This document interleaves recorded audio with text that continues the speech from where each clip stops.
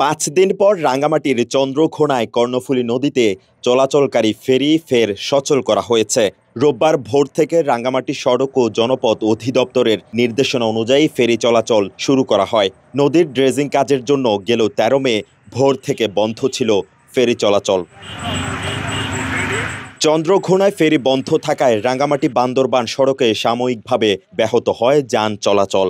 নদীতে যাত্রী পারাপারের একমাত্র ভরসা হয়ে ওঠে ছোট ছোট সাম্পান। এতে চরম দুর্ভোগে পড়েছিলেন যাত্রীরা। 5 দিন পর পুনরায় ফেরি চালু হওয়ায় কিছুটা কমেছে দুর্ভোগ। যাত্রীদের পাশাপাশি নানা যানবাহনও পারাপার হচ্ছে ফেরি দিয়ে। ফেরির পাশাপাশি সচল হয়েছে রাঙ্গামাটি বান্দরবান সড়ক যোগাযোগ।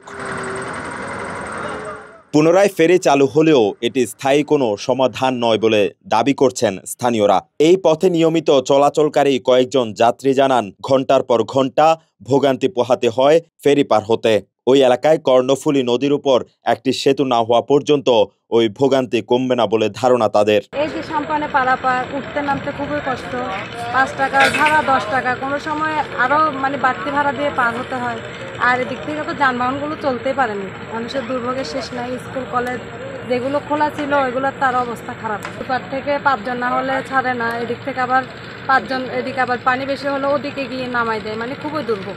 যতদিন পর্যন্ত এখানে একটা ব্রিজ না হয় মানুষের দুর্ভোগটা কখনোই পোহাবে না। এই 5 দিন বন্ধ হওয়ার কারণে আমাদের অনেক কষ্ট হয়েছে। কষ্ট বলে শেষ করা যাবে না। আমি তো একজন স্কুলের টিচার হিসেবে আমি তো প্রত্যেকদিন আসা যাওয়া করি এদিক থেকে।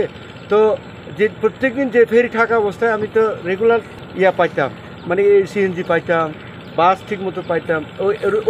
ওই সময় ওই বন্ধ থাকাতে, এই ফেরি বন্ধ থাকাতে ঠিক মতো এখানে সিএনজি দাঁড় করাইতে হতো না, ঘাটও ঠিক মতো পাওয়া যেত না।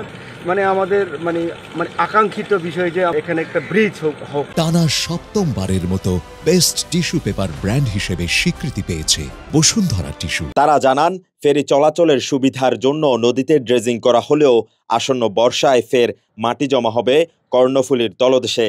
তখনও ফেরি বন্ধ হওয়ার উপক্রম হবে। তাছাড়া বর্ষায় ফেরির পাঠাতন ডুবে গেলেও ব্যাহত হতে পারে ফেরি চলাচল। তাই সেতু না হওয়া পর্যন্ত কমবে না তাদের দুর্ভোগ। ড্রেজিংটা যদি আরো ভালোভাবে হতো, দুই পাশ থেকে, তাহলে হয়তো বা একটা ভালো প্রভাব পড়তো। তাছাড়া বা যতদিন পর্যন্ত ব্রিজ না হচ্ছে ততদিন পর্যন্ত এই অঞ্চলের সাথে যে বান্দরবন, রাজস্থলী এবং বিভিন্ন সীমান্ত এলাকার যে সংযোগ সড়ক আছে, এই অঞ্চলের লোকজন এটা দুর্ভোগ পোহাতেই হবে। কারণ ফেরি কখনোই স্থায়ী সমাধান হতে পারে না। এই অঞ্চলের আশেপাশে অনেক স্কুল পড়ুয়া ছাত্রছাত্রী বিভিন্নজন চাকরি বাকরি করতে আসে এবং তাদের কৃষক রয়েছে যারা তাদের পণ্য সামগ্রী এখান থেকে বিভিন্ন জায়গায় নিয়ে নেওয়াতে তাদের দুর্ভোগ পোহাতে হয়। ফেরি থাকলে সুবিধা হয়, গাড়িটা নিয়ে যেতে পারি। সময় হয় কি, ফেরি থাকলেও যেমন এখন আসছি প্রায় ফেরির অপেক্ষা করতে থাকতে। ফেরি যখন বন্ধ থাকে তখন হয়তো গাড়ি থেকে সাথে সাথে বোটে পার হয়ে যাওয়া যায়। এখন ফেরি চলাচল করলেও দুর্ভোগ, চলাচল না করলেও দুর্ভোগ। আমরা আছি উভয় সংকট। এখন এই জিনিসটা কেন হয় না সেটা আসলে উচ্চতর কর্তৃপক্ষ যদি সুদৃষ্টি দিয়ে দেখে সেটা আসলে খুবই ভালো হয়। 1984 সালে চন্দ্রঘোনায় ফেরি সার্ভিস চালু করে রাঙ্গামাটি সড়ক ও জনপথ বিভাগ। এই ফেরি দিয়েই রাঙ্গামাটি বান্দরবান সড়ক যোগাযোগ স্থাপন করা হয়েছে। দীর্ঘদিন ধরে ওই এলাকায় একটি সেতুর দাবি জানানো হলেও এর কোনো সুরাহা হয়নি এখনো। রাঙ্গামাটির কাপ্তাই থেকে অর্ণব মল্লিকের পাঠানো তথ্যচিত্রে ডেস্ক রিপোর্ট, কালের কণ্ঠ।